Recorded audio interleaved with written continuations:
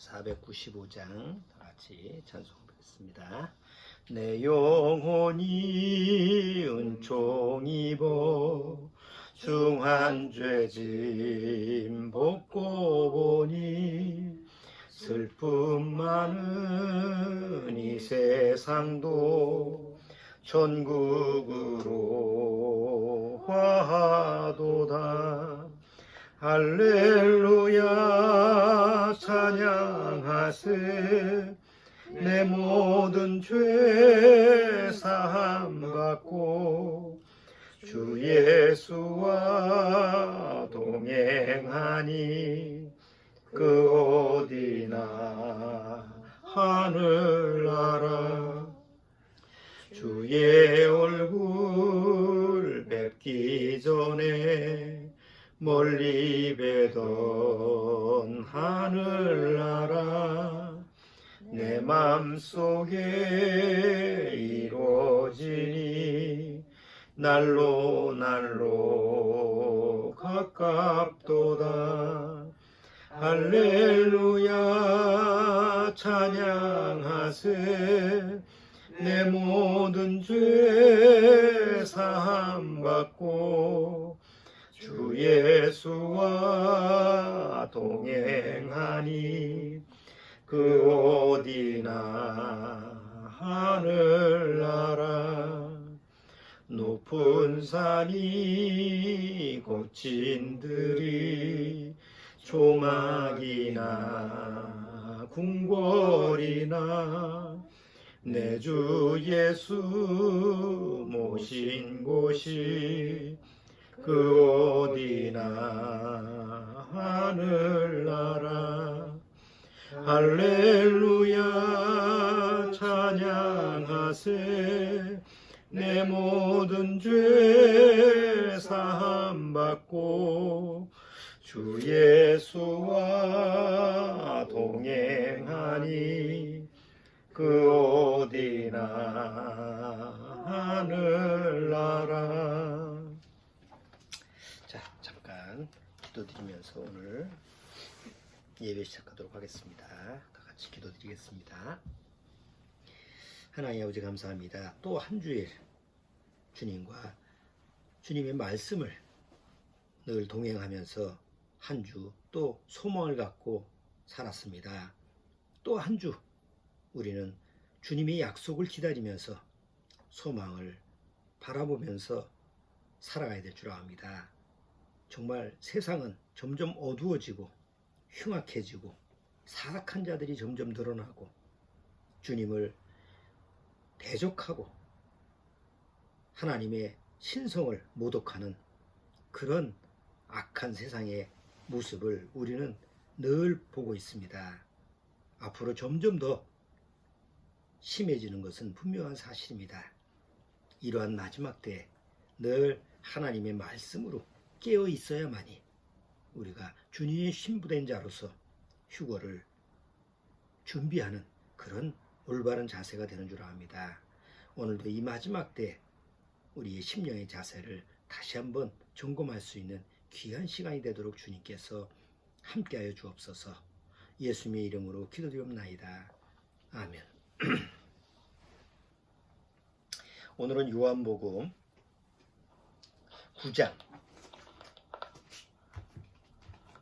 본문 내용을 요한복음 9장 내용을 같이 한번 보도록 하죠. 요한복음 9장 1절. 자, 요한복음 9장 1절서부터 14절까지 같이 읽고 9장 전체를 읽을 수는 없으니까 오늘 나중에 9장 전체를 한번 읽어보시고 본문 내용은 1절서부터 14절까지만 같이 한번 읽어보도록 하겠습니다.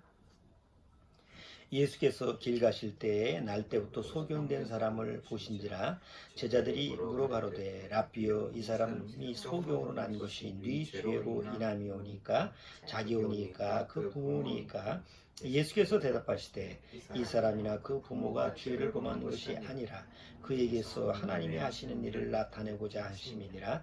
때가 아직 낮음에 나를 보내신 이의 일을 우리가 하여야 하리라. 밤이 오리니 그때는 아무도 일할 수 없느니라. 내가 세상에 있는 동안에는 세상의 빛이로라. 이 말씀을 하시고 땅에 침을 뱉아 진흙을 이겨 그의 눈에 바르시고 이르시되 실로암 못에 가서 씻으라 하시니, 실로암은 번역하면 보냄을 받았다는 뜻이라. 이에 가서 씻고 밝은 눈으로 왔더라.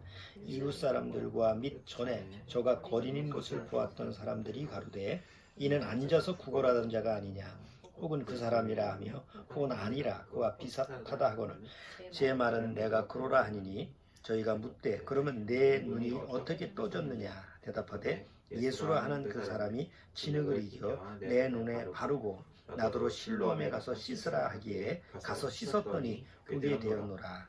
저희가 가로되 그가 어디 있느냐 가로되 알지 못하노라 하니라. 눈에 관련된 대명사 같은 그런 단어가 실로암이죠.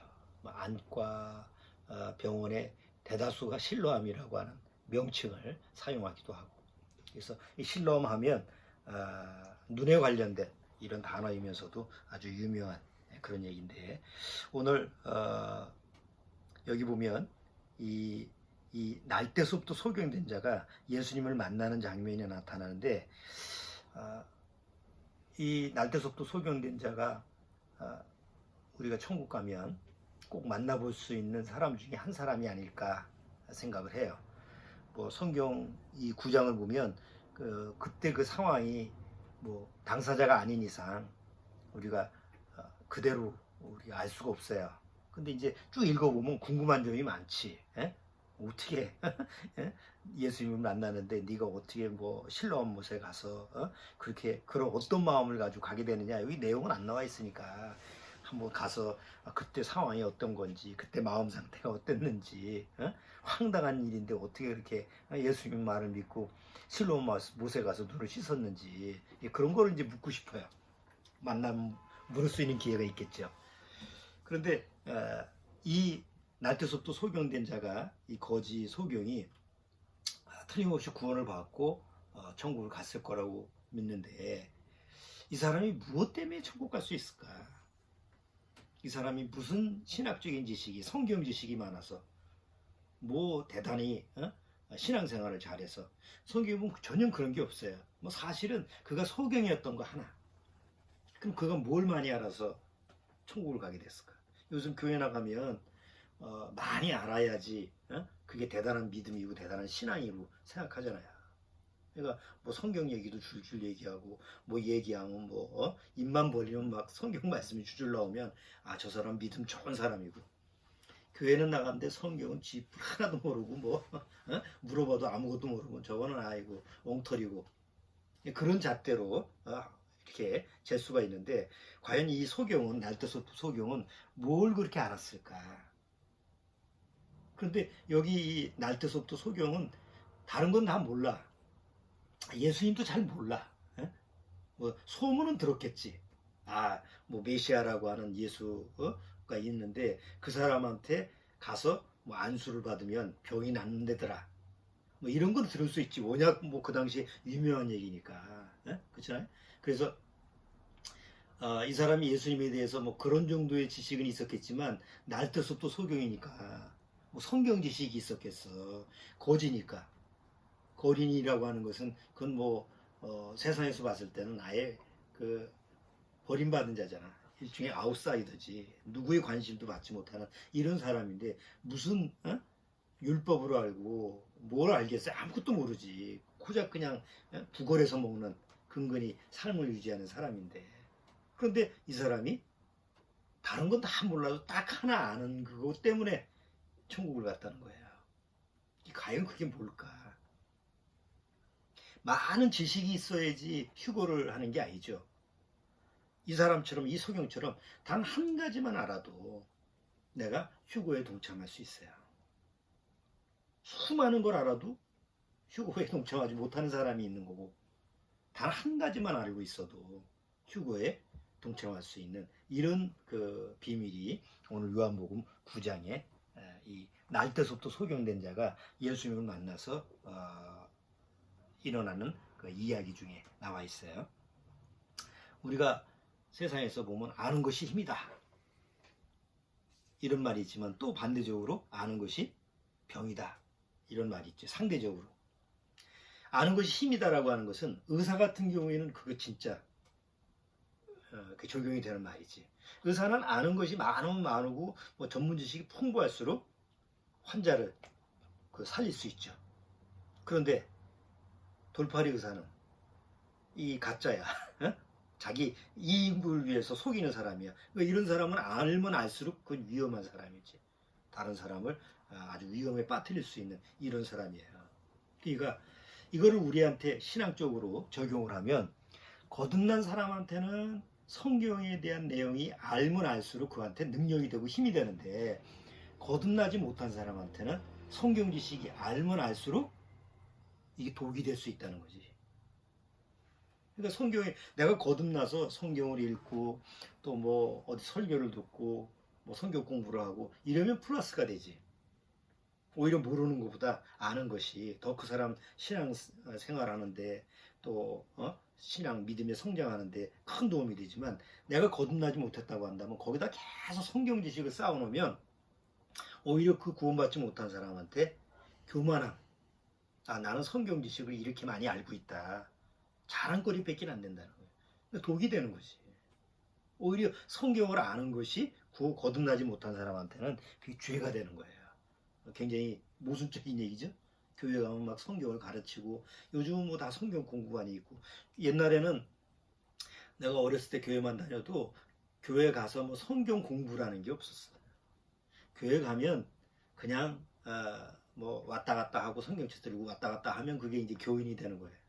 특별하게 뭐 신학 공부를 하고 뭐 전도사나 뭐 목사나 이렇게 가지 않는 이상은 성경에 관심이 없어도 누가 뭐라는 사람이 없었어. 근데 요즘은 교회 가기만 하면 뭐예요? 성경 공부를 시킨다고. 아무리 하찮은 교회라도 오히려 작은 교회일수록 더 그냥 들어가면 뭐 성경을 처음부터 끝까지 성경 공부한 또 뭐 성경 학습 뭐 노인네들은 모아놔서 뭐 성경 아카데미 뭐 이렇게 해가지고 뭔가 배우는 것처럼 그럼 나중에 이수하면 수료증 주고. 그러니까 이런 식으로 성경 공부를 아주 그냥 많이 시키는 그런 시대죠 지금은. 또 내가 좀 성경 좀 알고 싶다 그러면 인터넷에 들어가면 뭐 모르는 게 없어. 내가 어떤 질문을 하는지 성경은 다 답변을 해줘. 저 인터넷에. 또 설교도 내가 듣고 싶은 그 목사의 설교를 골라서 들을 수 있는 시대죠 지금은. 그러니까 성경 지식이 지금은 너무 넘쳐나. 너무 넘쳐나서 문제가 되는 시대. 옛날 뭐 70년대 60년대 그때는 성경을 모른다고 해서 그게 문제가 안 돼. 오히려 성경을 더 파면 그 이단이라고 했어 그 당시에는. 왜냐하면 그 당시에 뭐 성경을 좀 많이 파는 막 그런 사람들이 여호와의 증인이었잖아요. 그러니까 저렇게 성경을 저렇게 깊이 파면 그건 위험한 거야. 그냥 목사님 설교만 들으면 돼. 그런 시대였다고. 지금은 성경을 모르면 이건 신자가 아닌 시대가 되다 보니까. 그러니까 그런 시대에 우리가 살고 있는데 정작 문제가 뭐냐면 성경을 알면 알수록 문제가 되는 사람이 거듭나지 못한 사람이라는 거지. 자, 요한복음 오늘 9장 얘기를 한번 보면서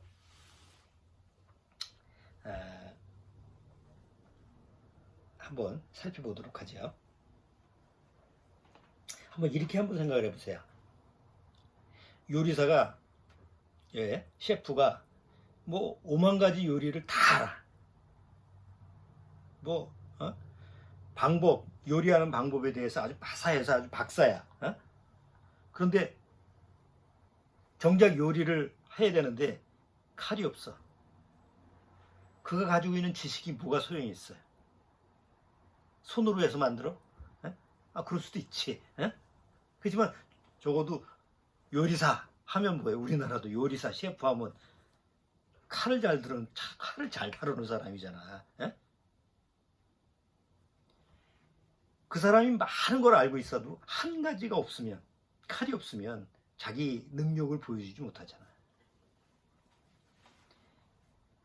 의사가 모든 치료법을 다 알고 있어. 이 사람은 어떻게 하면 낫게 할 수 있어. 이 죽을 병을 걸린 사람도 이 사람 요것만 있으면, 이 약만 있으면 이 사람을 낫게 할 수 있는 능력이 있어. 그런데 약이 없어. 그 사람이 알고 있는 지식이 무슨 소용이 있어요? 그렇잖아요. 모든 걸 알아도 그 한 가지, 그를 고칠 수 있는 약이 없으면 이 의사는 그 사람을 살릴 수가 없잖아요. 어떤 기술자가 만능이야, 뭐 탁하면 뭐 다 고쳐. 예? 그 어디서 고장 나는데, 기계가 고장 나는데, 이 부품만 있으면 이 사람은 고칠 수 있어. 그런데 한 가지, 그 부품이 없어. 그것처럼 성경을 다 알아도 딱 한 가지를 모르면 천국을 못 가는 거예요. 그 모든 것을 다 알아도 과연 그게 뭘까? 오늘 요한복음 9장, 이 태어날 때서부터 소경된 자가 예수님을 만나서 거기서 그 사람은 아무것도 모르는데 딱 한 가지를 알고 천국을 갔어. 근데 이 날 때서부터 소경된 사람보다 엄청난 많은 성경 지식, 율법, 뭐 하나님에 대해서 아주 도를 통한 사람들, 서기관, 바리새인, 그 당시 종교 지도자들, 그 사람들은 눈을 뜬 사람이잖아요. 이 사람은 아무것도 못 보는 소경. 근데 그 모든 지식을 가지고 있고 모든 경험을 가지고 있는 이 종교 지도자들은 예수님 앞에서 딱 한 가지를 몰라. 그 때문에 예수님이 뭐라고 하느냐면 그들 보고 너희들은 소경이다. 눈뜬 소경이다. 오히려 반대적인 얘기를 한 거지. 그래서 이 요한복음 9장 이 내용을 통해서, 이 이야기를 통해서 아주 귀중한 비밀을 우리가 알 수 있는 거예요. 다른 건 잘 몰라. 예수님도 잘 모르고 성경도 잘 몰라. 근데 내가 아는 딱 한 가지가 있어. 소경처럼. 그것이 있으면 그는 휴거 때가 돼도 휴거에 동참할 수가 있어요. 근데 성경 지식은 바사하고 뭐 하나님 앞에서 뭐 다른 사람 이웃도 돕고 뭐 5만 가지를 다 했는데도 불구하고 그 한 가지를 모르면 결코 휴거가 온다고 해도 거기에 동참할 수가 없다는 거지. 그런 거를 한번 오늘 요한복음 9장 이 날때서부터 소경된 이 사람하고 한번 비교를 한번 해보자는 거예요. 한번 9장을 한번 들어가 보죠. 예수께서 길 가실 때, 이 길 가신다라는 건 어느 길을 가시냐면 성전 길을 가시는 거예요. 이때가 초막절이야. 가을절기에 속하지. 가을절기에 뭐 나팔절, 오순절, 나팔절, 초막절 이렇게 이제 가을절기가 나오잖아. 그 순서대로 이렇게 쭉 6월절서부터 순서대로 쭉 가다 보면 이제 뒤쪽으로 보면 이제 나팔절, 초막절 이렇게 나오는데, 초막절은 이제 이스라엘이 광야, 애굽에서 나와서 광야에 갔을 때 하나야 가나안 땅에 들어가기 전에 초막에서 살았다라고 하는 것을 기념하는 그런 초막절이기도 하고, 1년 농사가 다 끝나고 나서 그걸 저장하는 이런 의미이기도 해. 자, 그런데 그런 초막절에 예수님이 절기 때마다 성전을 들어가시죠. 예수님은 초막절에 이제 성전에 들어가시다가 그 성전 길 가실 때 날 때서부터 소경된 사람을 만난 거예요. 그 이제 예수님 혼자 다니지 않잖아. 예수님이 제자들하고 같이 다니면 제자들만 같이 다니나? 옆에서 그냥 뭐 구경하는 사람, 뭐 이지가 지금 그러니까 소란이 요란스럽지 그러니까 이 소경도 눈은 안 보이지만 보통 소경이 눈이 안 보이는 사람이 다른 감각은 좀 뛰어나진다고 그러잖아. 청각이라든가 아니면 뭐 촉각이라든가. 아마 이 사람도 분위기가 감지가 됐을 거야. 아니 왜 이렇게 소란스러워? 이때 내가 좀 빨리 구걸을 해야 되겠다. 나 좀 저 동냥해 달라고 이렇게 소리칠 수도 있지. 어쨌든 뭐 이 사람 입장에서는 빨리빨리 구걸을 해야 되니까. 길 가시다가 예수님이 그 소경된 자를 마주하고, 그리고 거기서 이제 제자들이 뭘 물어보는 거예요. 그때. 그러니까 소경 앞에서 얘기하는 장면이에요. 지금 제자들이 이 사람이 제자들이 물어가로되 랍비여 이 사람이 소경으로 난 것이 네 죄로 인함이오니까 자기 오니까 그 부모니까. 그때 이 소경은 그냥 듣지 않고 이거 내가 항상 궁금하게 여겼던 점이 아닐까 생각해봐요. 그렇잖아. 우리가 뭐 장애가 있거나 이렇게 할 때 이게 누구 탓이 이게 누구 때문에 내가 이런 고통을 당해야 돼? 뭐 이런 식으로 생각을 하잖아. 그러면 이 소경도 도대체 이게 부모 잘못이야? 내가 전생에 무슨 죄를 져가지고 이런 뜻 이게 늘 마음속에서 풀리지 않는 이런 문제였을 거예요. 근데 제자가 이제 그 질문을 예수님한테 물어봤을 때 이 소경도 솔깃했을 거 아니야. 아니 뭐 왜 그렇지? 내가 이 소경이 이랬는데 날 때서부터 소경됐는데 원인이 뭐지? 그리고 아마 귀를 쫑긋했을 거야. 그때 예수님이 뭐라고 하느냐면 예수께서 대답하실 때 이 사람이나 그 부모가 죄를 범한 것이 아니라 그에게서 하나님이 하시는 일을 나타내고자 하심이니라. 때가 아직 낮음에 나를 보내신 이의 일을 우리가 하여야 하리니 밤이 오리니 그때는 아무도 일할 수 없느니라. 내가 세상에 있는 동안에는 세상의 빛이로라. 아니 뭐 소경이 듣기는 못 알아듣는 소리지.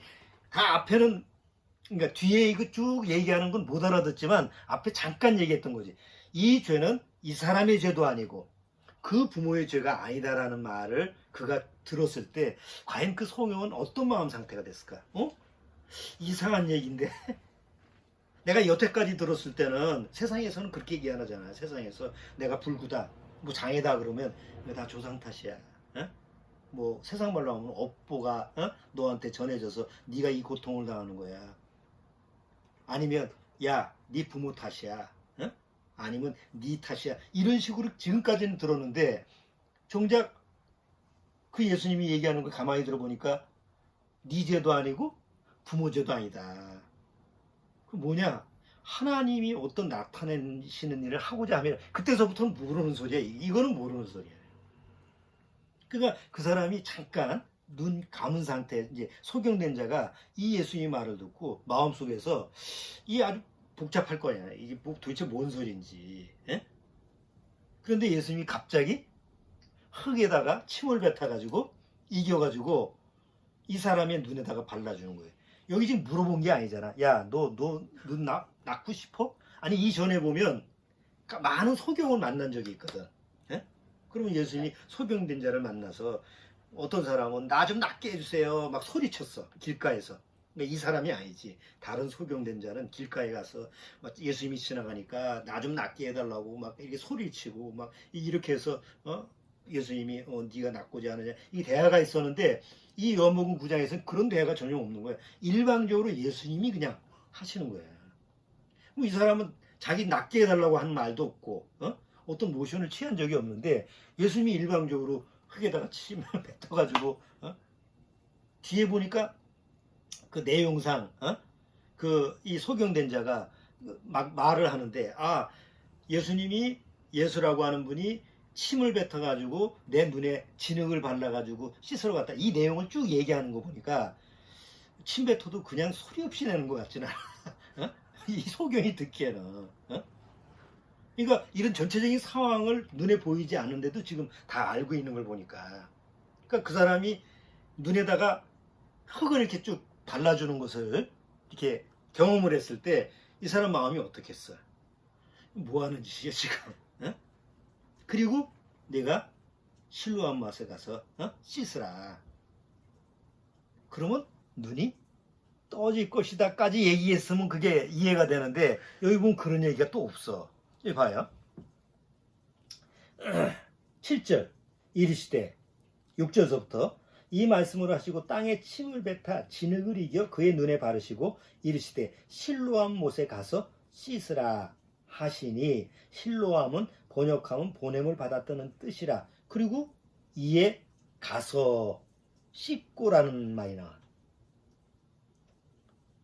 우리는 실로암 못을 가서 그 물이 맑다라는 걸 봤어. 그래도 예루살렘에 가서 실로암 못에 들어가 보니까 정말 물이 가는 줄기를 통해서 내려오는 물이 맑더라고. 어쨌든 옛날 당시니까 그 당시에 그 사람이 가서 맑은 물로 가서 씻었는데 바로 보게 된 거지. 자, 이제 계속 이 얘기를 읽으면 자꾸 의문점이 계속 나오는 거예요. 그럼 이 사람이 그 어쨌든 뭐 예수님 말씀대로 실로암 못을 찾아갔어. 뭐 성전에서 거의 뭐 그냥 한 3, 40년 되지 않았을까? 이 사람의 연령대를 가만히 보면. 그러면 이 사람이 그 정도까지 성전에 있으면 성전기는 빠사하지. 소경이라도. 그럼 어쨌든 찾아갔겠지. 찾아가서 이제 실로암 못에 가서 이제 씻었을 때 그 사람이 어떤 마음으로 갔을까? 아, 내가 가면 눈이 떠질 거다라는 마음으로 갔을까? 글쎄, 그런 확신으로 간 것 같지 않아. 에? 근데 어쨌든 뭐 이 사람 마음에서도 믿져야 본전이지 뭐 예수를 만나면 병이 나는다고 하니까 내가 한번 믿어보지 뭐 아니면 에이 한번 가서 뭐 씻어보지. 뭐 어쨌든 간에 그 사람이 간 건 사실이잖아. 가서 물로 씻으니까 어떻게 됐어요? 바로 눈이 떠졌지. 자, 중요한 거는 눈이 떠진 거하고 보는 거는 차이가 많아. 우리가 지금 안과 수술을 받는데 그걸 개안 수술이라고 하죠. 뭐 각막 이식을 받는다든가 눈이 안 보이는 사람한테 각막 이식을 해가지고 눈이 보이게 하는 게 개안 수술이잖아. 그러면 내가 뭐 녹내장이다 아니면 백내장이다 이렇게 수술을 받았어요. 그럼 수술 받고 나서 바로 보게 되나? 백내장 수술을 받았어. 그럼 백내장 수술 받다고 나서 수술 끝나고 나서 바로 그게 보게 되겠냐고. 아니잖아. 뭐 며칠 뭐 치료 기간이 있고 이 사람은 날 때서부터 소경이야. 한 번도 뭘 본 적이 없어. 그냥 감촉으로만. 만약에 촉각으로 이건 돌이구나, 이건 그릇이구나, 이걸 상상으로 해서 자기 안에 그려진 거지 눈으로 우리처럼 시각적으로 보고 경험한 게 아니잖아. 그러면 여기서 예수님이 실로암 못에 가서 씻으라 그럼 복이 될 것이다 라고 했을 때 과연 이 사람이 눈이 떠졌을 때 그 모든 보는 시각을 보여지는 그 시각을 어떻게 받아들이겠냐고. 뇌작용해서 그걸 어떻게 인식을 할 수 있어. 그러니까 이게 기적이라는 거지. 날 때서부터 소경된 자가 어느 날 눈이 바로 떠진다고 해서 만약 지금 우리가 날 때서부터 소경된 사람을 치료를 한다, 눈을 보게 한다 이렇게 해봐. 지금도 거의 불가능하다고 그래. 그러니까 각막 이식을 해서 이제 태어날 때서부터 시력을 보지 못하는 사람을 수술한다 그런 예가 있는지 모르겠지만 그렇게 한다고 해도 그거는 거의 불가능에 가깝고 또 한다고 해도 그거는 기적이 일어나지 않으면 그거는 불가능하다고 얘기하는데 한번 생각을 해봐요. 만약에 진짜 건강한 태어날 때서부터 내가 볼 수가 없는 사람이야. 근데 누가 아주 건강한 그 눈을 기증을 해준대. 각막을. 그럼 수술을 해. 그럼 그 사람이 정상적인 눈을 달고 그 다음에 보게 하려면 뭐가 필요할까요? 인식할 수 있는, 뇌가 인식할 수 있는 훈련이 필요해. 시각 훈련이 필요하잖아. 그것도 단기간에 이루어지는 게 아니고. 그러니까 그런 것이 우리가 세상에서 얘기하는 과학적인 치료, 의술적인 건데 이 날 때서부터 소경된 자는 실로암 못에 가서 어떻게 한 거야? 그냥 물로 씻으니까 바로 보게 된 거야. 이건 과학으로 설명할 수 없는 거고 의학으로 설명할 수 없는 거고 어디 세상에서 설명할 수 없는 하나님이 하시는 기적이라는 거죠. 둘 중에 하나인 거지. 믿거나 말거나. 그 우리가 한번 생각을 해봐요. 그래, 성경에 있으니까 무조건 믿자. 그게 내 두뇌 작용으로 이해가 되는 거예요? 아니잖아. 그러니까 이거를 그냥 과학적인 논리로 아니 세상적인 어떤 이성적인 논리로 보면 이게 풀리질 않는 거예요. 그냥 신화적인 얘기. 그래서 보통 신신이라고 그래요. 신신학이라고 그래서 신학교 중에서도 신학대학 중에서도 그냥 성경을 자기 나름대로 이해할 수 있는 이런 정도 이런 그 해석을 하는 데는 이런 걸 빼. 우리가 이성적으로 우리가 좀 우리 지식적으로 이해할 수 없는 이런 성경 내용은 빼. 그걸 다이제스트 성경이라고 그래. 그럼 이거 빼고 저거 빼고 그래서 얇어. 그거는. 아, 왜? 그렇게 해야지 믿어지니까. 그런데 이거는 그렇게 해서 믿어지는 게 아니고, 또 암까지라는 다 실로암 저 병원으로 가라 이렇게 써먹으라는 게 아니고, 여기서 얘기하고자 하는 핵심이 뭐냐, 이걸 알아야 되는 거지. 왜 예수님은 그 날때서도 소경된 사람을 만났고, 그 만나서 소경된 자가 얻은 게 뭐냐, 그리고 그것이 우리한테 주고자 하는 교훈이 뭐냐, 이거를 이제 캐치를 해야 되는 거예요. 성경에서 소경된 자가 예수님을 만나는 것은 모형적으로 우리는 태어날 때서부터 날 때서부터 영적인 소경이라는 것을 여기서 모형적으로 보여주는 거예요. 그러니까 이 날 때서부터 소경된 자는 누구의 모형이에요? 거듭나지 못하고 내가 태어난 나의 모형이라는 거지. 왜? 나는 태어날 때서부터, 아니 멀쩡한 눈을 가지고 우리가 시각적으로 세상은 바라보는데 뭘 못 보는 사람이에요? 태어날 때서부터. 하나님의 영적 세계는 못 보잖아. 영의 세계는 볼 수 없는 영적 장님이고 영적 소경이라는 거지. 이게 요즘 말로 하면 영적인 시각 장애자예요. 태어날 때서부터. 그래서 내가 하나님의 모든 세계, 보이지 않는 영의 세계를 보려면 누구를 만나야 돼요? 이 날때서부터 소경된 자처럼 예수님을 만나야 돼요. 근데 여기서도 이 소경된 자가 예수님을 찾아간 게 아니라 누가 찾아왔어요? 예수님이 찾아온 거예요. 아니 못 보는 사람인데 어떻게 찾아가? 그러니까 예수님이 찾아온 거지. 그리고 찾아와서 나한테 내 눈을 뜨게 해줘야만이, 예수님이 내 눈을 뜨게 할 수 있는 능력을 주셔야만이 나는 눈이 떠서 하나님의 모든 영의 세계를 볼 수가 있는 거예요. 자, 이제 봐요. 요한복음 9장.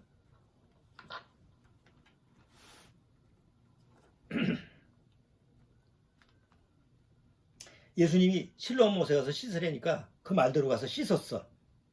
어쨌든 간에 뭐 마음속에서 어떤 마음인지는 몰라도 어쨌든 예수님 말대로 가서 씻었어. 그리고 그러니까 보여. 아니 날 때서부터 소경된 자는 얼마나 놀랬을까. 에? 한 번도 본 적이 없는데, 세상을 한 번도 본 적이 없는데 그 세상이 그냥 순식간에 다 보였을 때 그 얼마나 충격이겠어. 그냥 내가 보니까 조금 이 사람이 어리둥절한 것 같아. 어안이 벙벙한 것 같아. 그래가지고 여기저기 돌아다니면서 신기해할 때 그 사람을 아는 사람들도 신기하잖아요.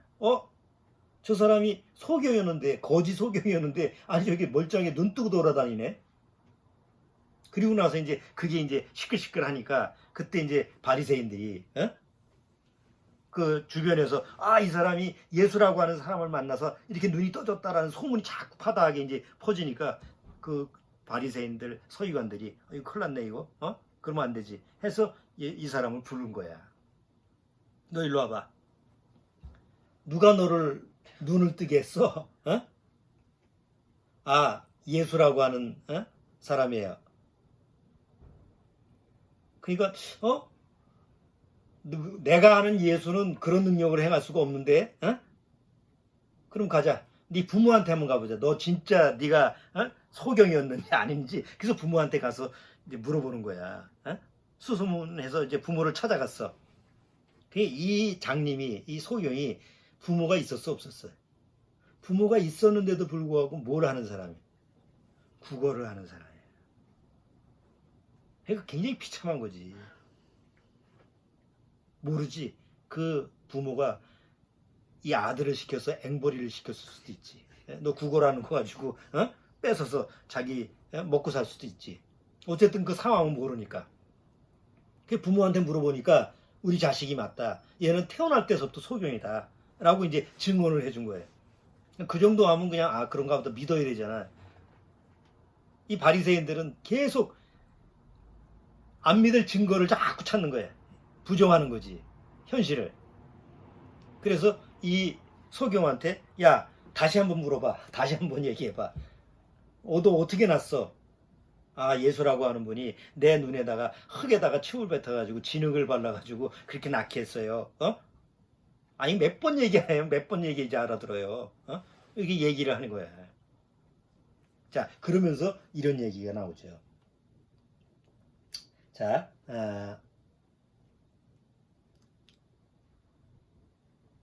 26절부터 읽어보죠. 26절. 내가 읽을게요. 저희가 가로되 그 사람이 내게 무엇을 하였느냐 어떻게 내 눈을 뜨게 하였느냐 대답하되 내가 이미 일렀어도 듣지 아니하고 어찌하여 다시 듣고자 하나이까. 내가 지금 계속 내가 지금 이렇게 낫다는 얘기를 하는데 왜 또 물어보고 그럽니까? 당신들도 그 제자가 되려 하나이까? 저희가 욕하여 가로되 너는 그의 제자나 우리는 모세의 제자라. 하나님이 모세에게는 말씀하신 줄을 우리가 알거니와 이 사람은 어디서 왔는지 알지 못하노라. 그 사람이 대답하여 가로되 이상하다. 이 사람이 내 눈을 뜨게 하였을 때 당신들이 그가 어디서 왔는지 알지 못하노도다. 하나님이 죄인을 듣지 아니하시고 경건하여 그의 뜻대로 행하는 자는 들으시는 줄을 우리가 아나이다. 창세 이후로 소경으로 난 자의 눈을 뜨게 하였다함을 듣지 못하였으니 지금도 힘든데 2000년 전에는 오죽하겠어. 2000년 전에는 이게 감히 상상할 수 없잖아. 에? 이 사람이 하나님께로부터 오지 아니하였으면 아무 일도 할 수 없으리다. 저희가 대답하여 가로되 내가 온전히 죄 가운데서 나서 우리를 가르치느냐 하고 이에 쫓아내어 보내더라. 한번 이 사람들이 진짜 하나님을 믿는 사람이라고 한번 생각해봐요. 이 사람이 예수를 만나서 날 때부터 소경이었는데 이게 눈이 떠졌어.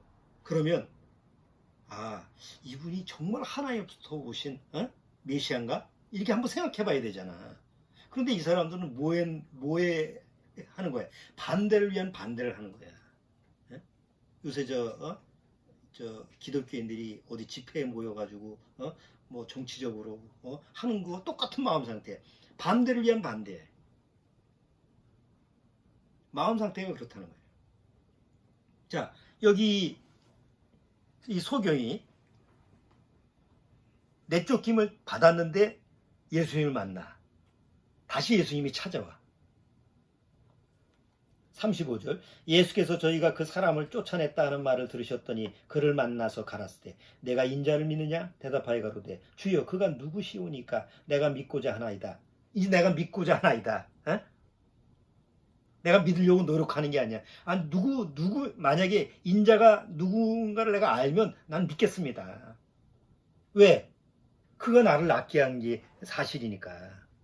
자, 그러니까 내가 그를 보았거니와 지금 너와 말하는 자가 그이니라. 가로되 주여 내가 믿나이다 하고 절하는지라.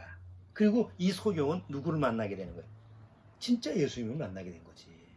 그럼 이 사람이 예수님을 만나게 된 게 지금 여기서 정말 구원받은 사람의 모습으로 이렇게 보여지는데 이 사람은 딱 한 가지 아는 게 있다는 거지. 뭘 알아?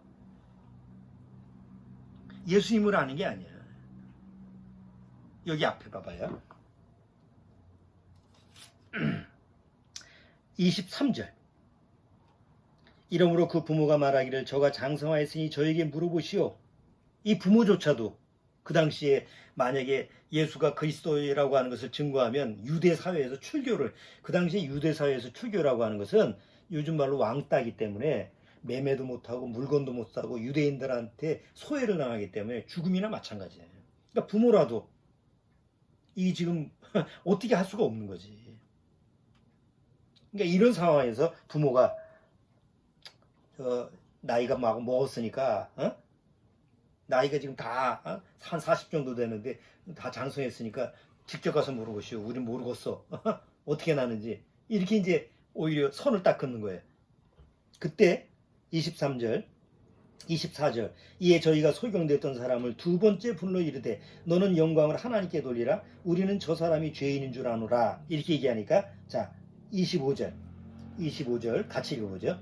대답하되 그가 죄인인지 내가 알지 못하나 한 가지 아는 것은 내가 소경으로 있다가 지금 보는 그것이니이다. 이 소경이 아는 게 딱 한 가지야. 뭐예요? 옛날에는 안 보였는데 지금은 볼 수 있다는 거지.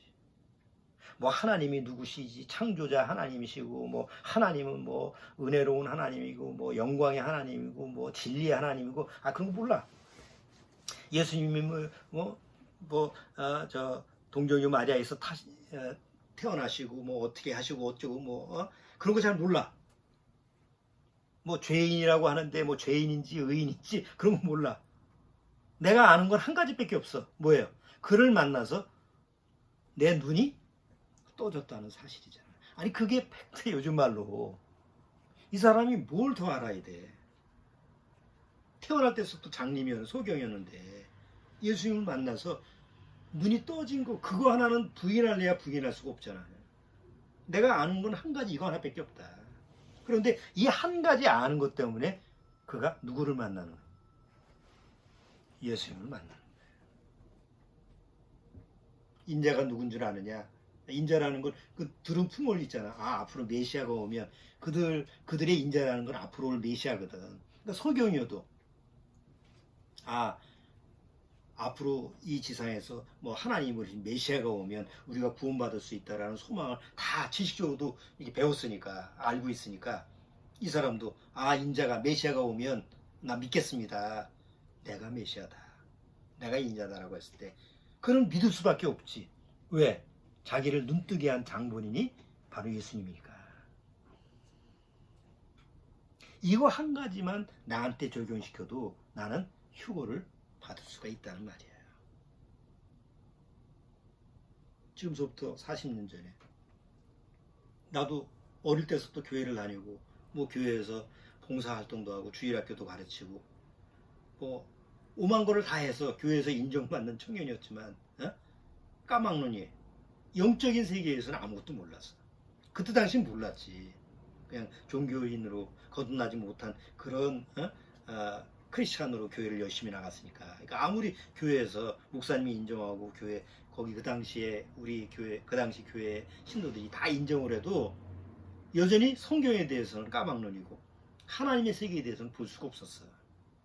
그게 거듭나지 못한 나의 상태였는데 23살에 예수님이 나를 찾아와서 예수님을 만나게 되면서 내 눈을 뜨게 한 거예요. 그 전에는 한 번도 볼 수 없었던 영의 세계를, 성경의 세계를, 성경 안에 있는 영의 말씀을, 또 하나님이 보여주시는 그 성경 말씀 안에서 있는 하나님의 세계가 보여지는 거예요. 뭘로? 눈의 시각으로 보여지는 게 아니라 마음 눈으로 보여지는 거예요. 성경에는 그 얘기를 자주 해요. 에베소서 한번 봐봐요. 에베소서 1장. 사도 바울이 에베소 성도들한테 기도를 하는 장면에서 에베소서 1장 18절 1장 18절이 뭐라고 됐죠? 너희 마음 눈을 밝히사. 아니 우리는 눈이 어디 달려있어? 얼굴에 달려있잖아. 이걸 가지고 우리는 세상을 바라보잖아. 그런데 이 눈은 뭘 못 봐요? 세상에는 물론 이제 아담이 죄짓기 전에는 하나님의 영의 세계를 볼 수 있는 능력이 있지만 죄로 타락된 다음에는 그 다음서부터는 하나님의 영의 세계를 못 봤잖아. 더 이상 볼 수 있는 능력이 없어졌으니까. 근데 어느 날 예수님을 만나서 예수님이 내 눈을 뜨게 해주면 마치 흙으로 진흙을 만들어서 내 눈에 바르는 것처럼 하나님의 말씀의 어떤 진흙으로 그 능력으로 내 눈을 발라서 내 눈을 뜨게 해줬다고. 40년 전에 1983년 12월 그때 그 사건이 내 안에 있고 눈이 떠짐으로 말미암아 예수님이 정말 살아계신 하나님의 아들이구나라는 것이 믿어지게 되는 거예요. 그러니까 이 사실 한 가지만 알아도 나는 하나님의 자녀가 되고 정말 하나님이 인정하신 크리스찬이 되고 또 휴거가 와도 휴거에 당연히 동참할 수 있는 믿음의 사람이 되는 거지. 근데 뭐 그냥 신학을 전공하고 내가 아무리 성경에 대해서 박학다식하고 뭐 박사가 됐다 하더라도 이 눈뜬 소경 이제 날 때서부터 소경된 자처럼 예수님 만나서 내 영안이 떠지지 않으면, 영적인 눈이 떠지지 않으면 내가 아는 모든 것은 다 소용가치가 없는 거예요. 하나님 앞에서. 하나님의 세계를 볼 수 있는 능력이 없으니까. 자, 또 한 군데 한번 볼까요? 시편 119편.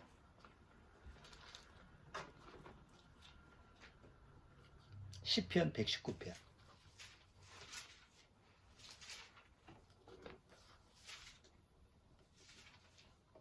18절. 시편 119편 18절.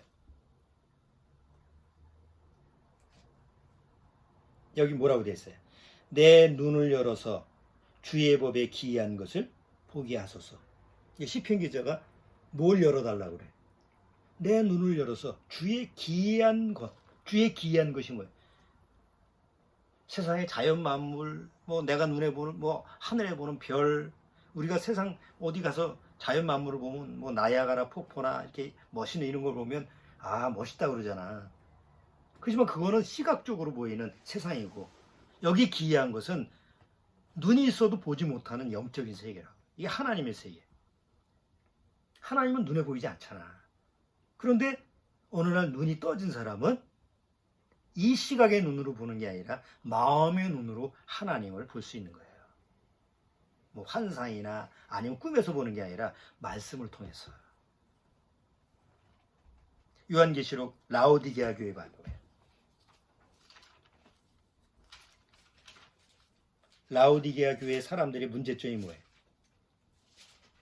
자기는 부자다. 나는 모르는 것이 없어. 나는 모든 걸 가지고 있어. 그런데 하나님 보시기에는 가난하고 벌거벗었고 눈먼 자라고 그래요. 여기 라오디게아 교회의 그 모습이 지금 시대잖아.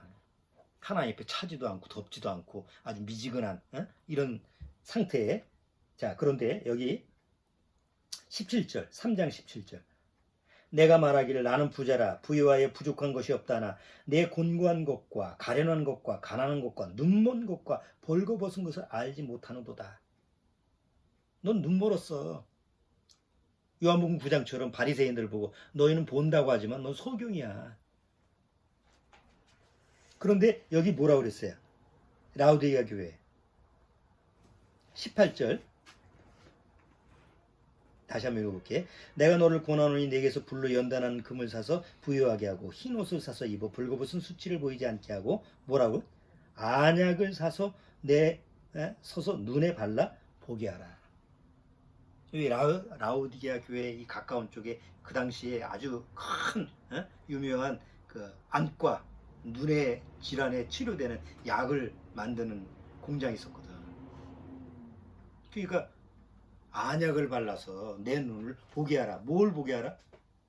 보이지 않는 하나님의 세계를 보게 하라. 그럼 성경 지식을 잘 몰라도, 성경을 좀 잘 몰라도 내가 하나님과 나와의 관계 속에서 어느 날 내 눈이 떠진 이 사실 한 가지만 있으면 된다고. 교회만 열심히 나가는데 뭐 은사도 맛보고 병고침도 보고 병고침도 받고 뭐 환상도 보고 방언도 하고 오만 가지를 다 해봤어. 그렇지만 여전히 내 눈은 떠지질 않아. 하나님의 영의 세계를 볼 수가 없어요. 하나님의 말씀을 통해서 하나님이 나한테 계시해 주고자 하는 그 하나님의 모든 세계를 볼 수 있는 능력이 없어. 왜? 눈이 영적인 소경이니까. 날 때서부터. 그런 거듭나지 못하는 크리스찬들이 너무 많다는 거지. 그러니까 휴거가 와도 눈뜬 소경인데 예수님이 어떻게 보이냐고. 그렇잖아요? 그런데 예수님은 어느 날 정말 만난 사람은 예수님이 그 눈을 뜨게 해서 보이지 않는 하나님의 영의 세계를 보게 해줬기 때문에 공중에서 예수님이 오셔서 공중재림에서 나팔을 불면서 공중재림에서 너도 올라오라 할 때 우리는 그것을 볼 수가 있다는 거지. 거듭난 사람만이. 베드로 후서 1장 9절 1장 9절 여기 1장 8절서부터 봐봐요. 이런 것이 너희에게 있어 흡족한즉 너희로 우리 주 예수 그리스도를 알기에 게으르지 않고 열매 없는 자가 되지 않게 하려니와 이런 것이 없는 자는 소경이라 원시치 못하고 소경이다. 이런 것이 없는 자는 소경이라고 그랬어요. 그럼 뭐 이런 것이 뭐야? 앞에 기록된 거 있지. 앞에. 자, 1장 1절 봐봐요.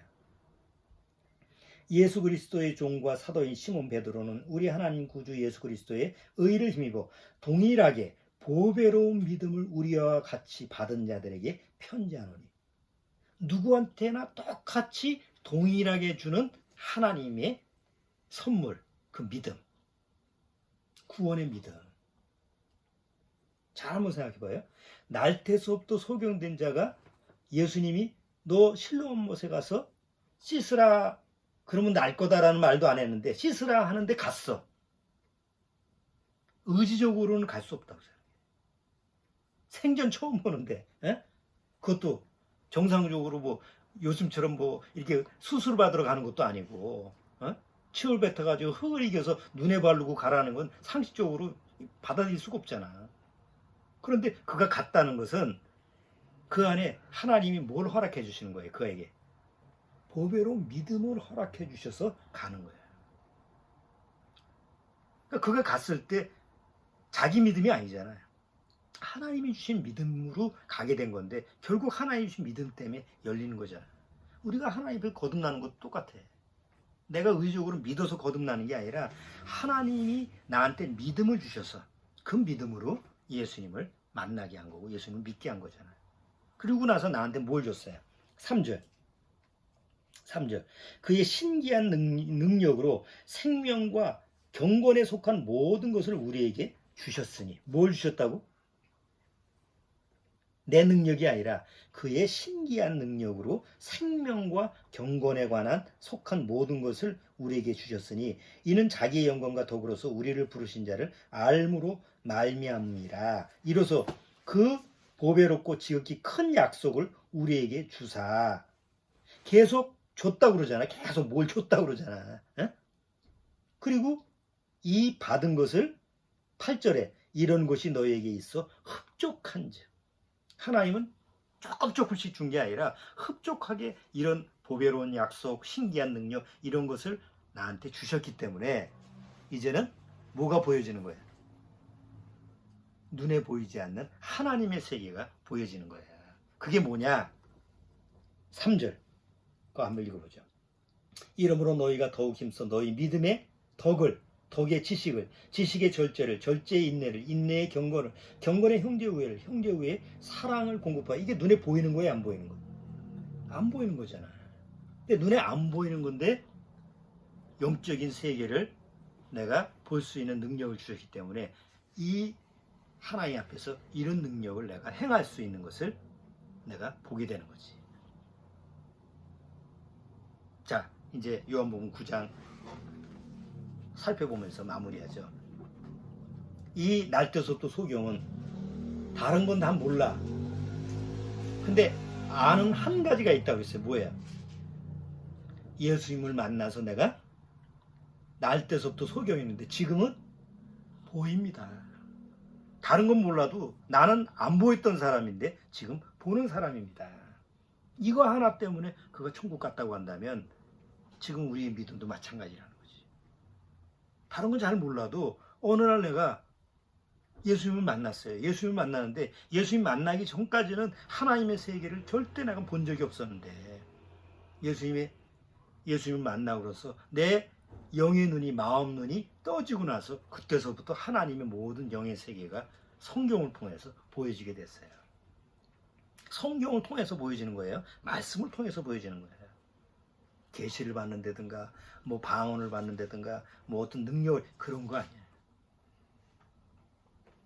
그런 건 감각적으로 오기 때문에 사단한테도 얼마든지 사단도 해. 그러니까 하나님은 사단도 하는 것을 하질 않는다고 이제는 헷갈리기 때문에 오직 성경 66권의 말씀을 통해서 구원받은 거듭난 사람한테 하나님의 세계를 보여주시는 거예요. 그거 볼 수 있는 능력이 있다고 한다면 나는 언제 휴거가 온다고 해도 동참하는 데는 아무 문제가 없어요. 오늘 요한복음 9장을 통해서 이 소경처럼 내가 다른 건 몰라. 그렇지만 내가 아는 한 가지, one thing I know라고 돼 있어. 한 가지 아는, 내가 아는 한 가지, 이거 하나만 알아도 나는 하나님 앞에서 정말 하나님의 자녀가 되는데 아무 문제가 없다라는 거, 우리 마음속에서 꼭 한번 묵상을, 되새김질을 해보시기 바랍니다. 기도하겠습니다. 주님 감사합니다. 우리 심령 안에서도 하나님 앞에 복잡한 마음을 품고 살아가게 하지 마시고 아주 단순한 마음, 내가 주님을 만나서 이제 소경이었던, 태어날 때서부터 하나님의 세계, 영의 세계를 보지 못했던 그런 소경이었는데 이제는 주님이 내 눈을 뜨게 해서 말씀을 통해서 하나님의 모든 영의 세계를 볼 수 있게 하는 그런 한 가지 능력을 나는 가지고 있다는 사실을 깨달을 수 있도록, 또 그것을 통해서 하나님 앞에서 영의 세계를 말씀을 통해서 볼 수 있는 그런 매일매일의 삶을 살도록 주님께서 인도하여 주옵소서. 예수님의 이름으로 기도하옵나이다. 아멘.